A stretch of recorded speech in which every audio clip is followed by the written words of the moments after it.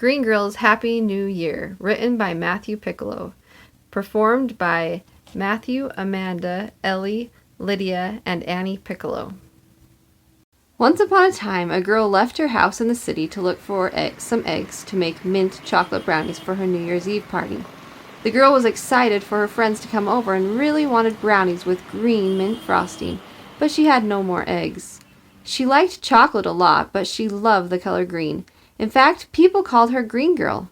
Can you guess what color her clothes were? Green. Can you guess what color her shoes were? Green. What about her eyes? Green. And her hair? You guessed it, green.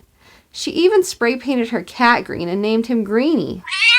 Green Girl was only 8 years old and had no money, so she had to ride into the countryside on her green scooter, hoping to find a generous person, or chicken, who would give her 2 eggs. After a few minutes, she noticed a small house built of straw. She stopped her scooter just outside the door and knocked. A little pink pig named Garth opened the door. Well, hello, who are you? I'm Green Girl. I'm having a New Year's Eve party and want to make mint chocolate brownies. But my fridge ran out of eggs. Do you have any eggs? I don't. I just used the last one to make scrambled eggs for lunch. Sorry. That's okay. I'll try someone else. Bye! And off she went on her scooter. As she left, she felt like maybe someone was watching her but didn't see anyone around. After a few minutes, she saw a house made of sticks and stopped her scooter just outside the door and knocked. A little pink pig named Gustav opened the door. Well, hello. Who are you? I'm Green Girl. I'm having a New Year's Eve party and want to make mint chocolate brownies. But my fridge ran out of eggs. Do you have any eggs? I don't. I just used the last one to make a quiche for lunch. So sorry. And off Green Girl went on her scooter. As she left, she saw something move in the bushes next to Gustav's house, but didn't know what it was. She thought it was probably a mole or a rat. After a few minutes, Green Girl saw a house made of bricks and stopped her scooter just outside the door and knocked. A third little pink pig named George opened the door. Well, hello. Who are you? I'm Green Girl. I'm having a New Year's Eve party and want to make mint chocolate brownies. But my fridge ran out of eggs. Do you have any eggs? I don't. I just used the last one to make poached eggs for lunch. Quite sorry. George then noticed something poking out of the basket attached to the front of the green scooter. And what are those, may I ask? Oh, those are fireworks my mom bought for the party. Can you guess what color they are? Judging by the color of your scooter, your clothes, and you, I would suppose they are green. That's right. Well, I won't keep you any longer. Suddenly, George's eyes grew about 5 sizes bigger. Then Green Girl felt warm air on the back of her neck and heard someone breathing. She slowly turned around, and there was a big wolf right behind her. She could tell he wasn't just a big wolf, but also a bad wolf, because when she looked at him, he smiled and licked his chops. Green Girl screamed and ran into George's brick house. George quickly slammed the door shut and locked all 6 of the locks on the door. Then he frantically ran around the house, making sure all the windows were also closed and locked. Green Girl and George hid under the kitchen table and stared at each other. They didn't say anything for a minute, but they could both see the fear in each other's eyes. What should we do? Your house is made of bricks, so we should be safe, right? I don't know. I just finished it, and the cement is still drying. Just then, they heard the big, bad wolf huffing and puffing, trying to blow the house down. But it held strong, and the wolf gave up after a few minutes. Green Girl and George knew he was still outside, though. They could see his shadow through the window. I've got an idea. What if I play a lullaby on the piano? Will that put the wolf to sleep? No, that won't work. I don't think wolves like music, and I'm pretty sure this wolf is too hungry to sleep. What if I make a few more poached eggs, open the side window, and throw them away from the house into the woods? George, you don't have any more eggs, remember? You can't make more eggs. Oh, you're right. Suddenly, they heard someone walking past the house whistling a tune. They looked out the side window and saw a little girl wearing a red cape and carrying a brown basket. It was Little Red Riding Hood. Her friends called her Red. As she passed the window, George banged on the window. Red didn't hear the first bang or the second, but she heard the third. When she looked at the window, Green Girl was holding up a sign written with a green marker that said, "Help! Wolf!" Red quickly stopped and hid behind a blueberry bush. She carefully moved over behind a blackberry bush and then a raspberry bush, where she could see the front of the brick house. From there, she saw the big bad wolf sitting on the ground with his back against the door of George's house. She watched him for a few minutes while she thought. Then she had an idea. Red left the raspberry bush and walked toward the wolf, whistling the whole way as if nothing unusual was happening. Hello, Mr. Wolf. Well, isn't it little old Red? What are you doing here? How would you like to be my supper? Oh, no, I wouldn't like that. I bet you're hungry, though. You've probably been working hard all day. Yes, of course. I've been working hard at finding my supper. I'll tell you what, Mr. Wolf. I'm on my way to my granny's house to make chocolate chip cookies. If you come help us, we'll make a whole dozen just for you. That sounds pretty good. To get the cookies, though, you have to promise not to eat anything until we get them. Not me, not Green Girl, not George, not anyone else. I want them to come with us. I really hate waiting to eat, but I think I can make an exception. Just this once. Great, let's go.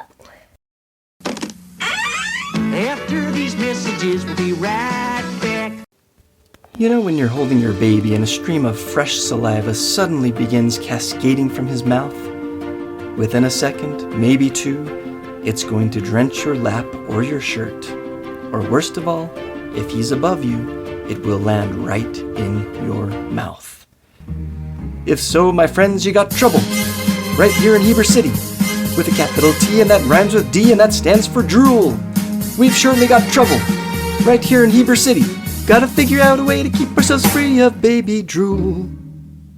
Presenting the Drool Catcher. Attach it to your baby's chin and let the patented receptacle catch your baby's drool before it catches you. The Drool Catcher. It won't catch your dreams, but it will catch your baby's never-ending stream of drool. Product not available in Canada, Guam, or Puerto Rico. Use at your own risk. No guarantee product will stop all baby drool. Do not use with pets. Product not edible. Ingesting it may cause suffocation. Product free of BPA, BST, BGH, GMOs, HFCS, gluten, dairy, tree nuts, bee pollen, horsehair, and spam. Soon all four of them, Red, Green Girl, George, and the big bad wolf, were on their way to Granny's house, piled on Green Girl's green scooter. As Green Girl drove, the scooter teetered and tottered from one side to the other. It was practically a miracle they didn't fall off.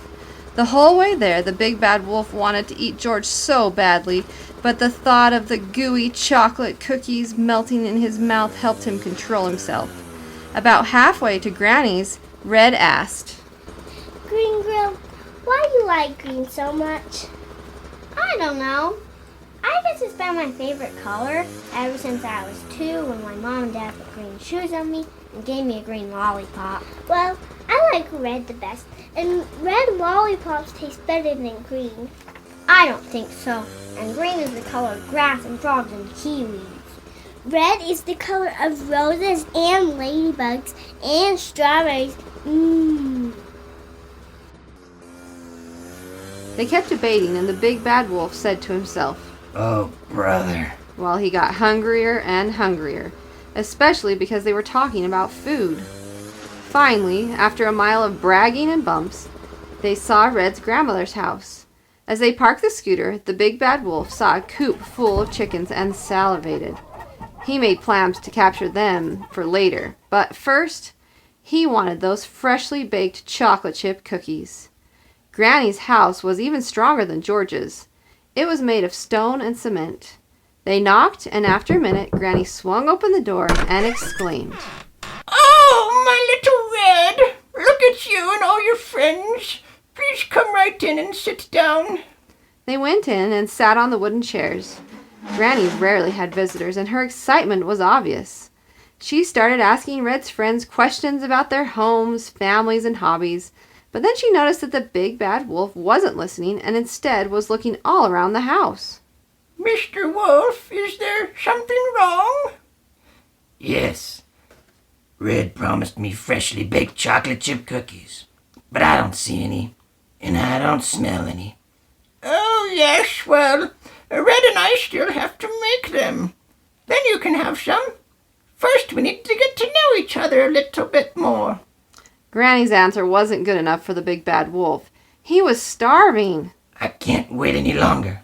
If you don't have the cookies Red promised, then I'll have to eat this little pig instead. He started after George, who squealed and hid under the table. Granny interjected while putting her hand out like a police officer. Stop, Mr. Wolf! What about this? I challenge you to a match of checkers. You win, and you can eat George. And I'll give you the cookies for dessert. I win, and you have to leave right now, this instant, immediately. You've got a deal. Granny pulled out her wooden checkers set while George stayed under the table shaking with fright. The match began. Granny and Big Bad Wolf battled back and forth. What the Big Bad Wolf didn't know was that Granny was the president of the checkers club in middle school. What Granny didn't know was that the Big Bad Wolf played checkers on his smartphone every day before his afternoon nap.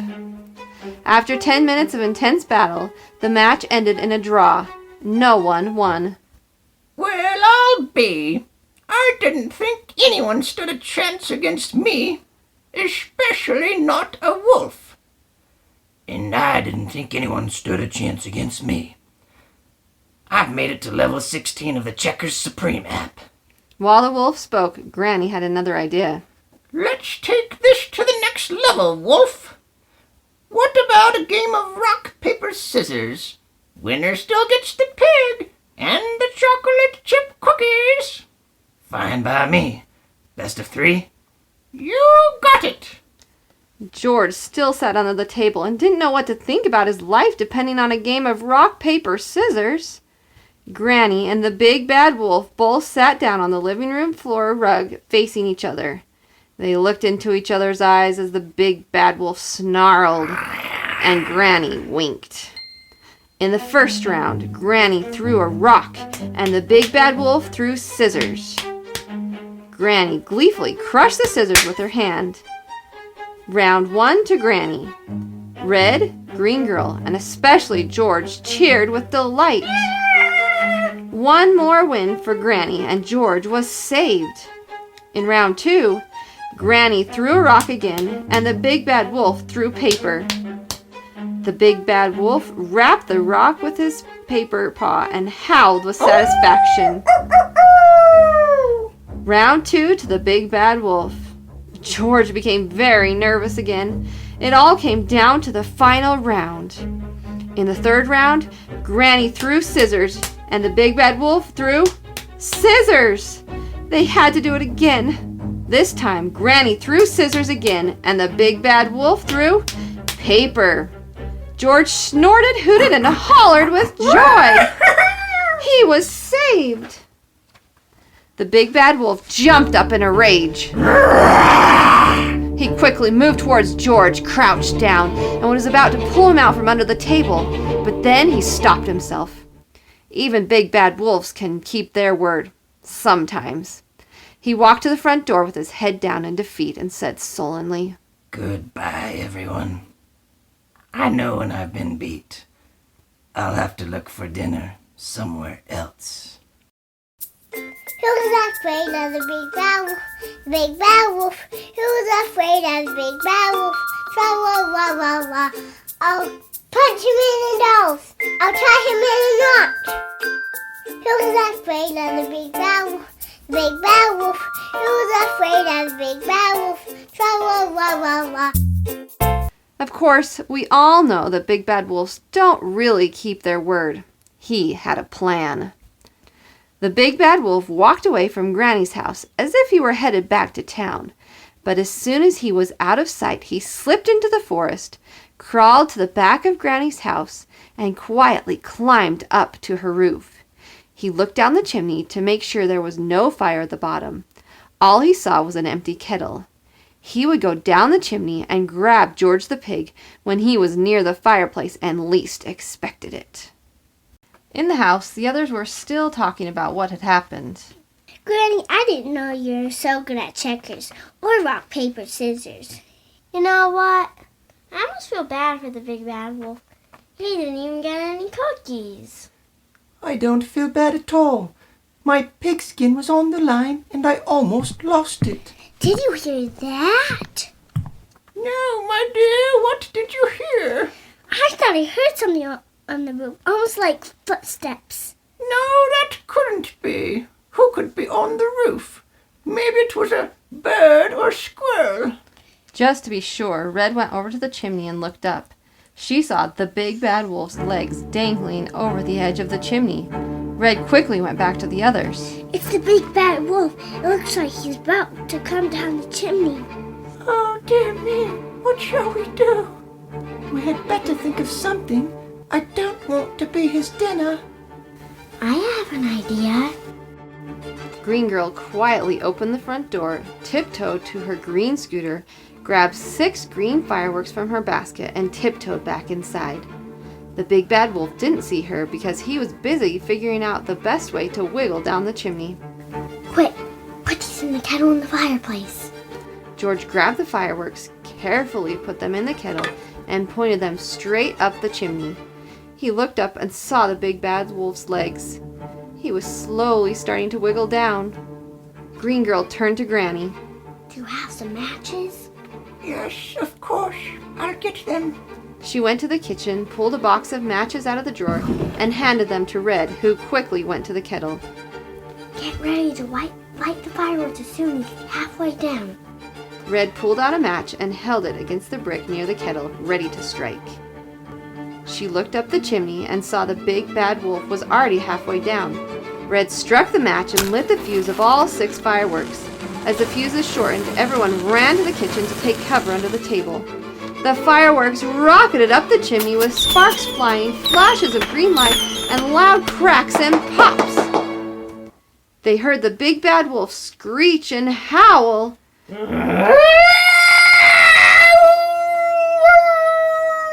As he leapt out of the chimney onto the roof, dove to the ground, and sprinted into the forest. They knew he wouldn't be back anytime soon. Granny, Red, Green Girl, and George all sighed in relief. Then they got up, hugged each other, and started dancing around. After the celebration ended, Green Girl said, All I wanted was a couple eggs to make mint chocolate brownies for my New Year's Eve party, and look what I got instead. A fun and scary adventure and some new friends. Eggs? Did you say you need eggs? Yes, I need 2 eggs to make mint chocolate brownies for my party. That's the reason I left home this morning. Oh, well, did you see my coop full of chickens out in the yard? I'm up to my eyeballs in eggs. Go out to the coop and collect as many as you'd like. Oh, really? Thank you, Granny. You're the best. They all went outside while Green Girl chose 4 eggs. I'll take 4 so I can make twice as many brownies. Good, Green Girl. You enjoy the brownies and the party. Granny, will you come to my party tonight? I would love it if you did. You too, Red, and George, and the other little pigs. There's only one problem. My fireworks are gone, but there'll be lots of food, games, and dancing. They all enthusiastically agreed to go. Let's do it, yes, yes. That night, Granny showed up to the party with a green Jell-O salad with shredded carrots. My favorite. Red really wanted to take strawberries, but she took spinach and peas instead. The little pigs showed up with green fireworks. Everyone loved Green Girl's chocolate brownies with green mint frosting. They also liked her roasted Brussels sprouts, steamed broccoli, creamy pistachio pudding, and ice-cold lime soda. Oh, and just for Red, she made chocolate-dipped strawberries. They all ate, played games, and danced until the clock struck midnight, ringing in the new year. And then they ate, played games, and danced some more. The end.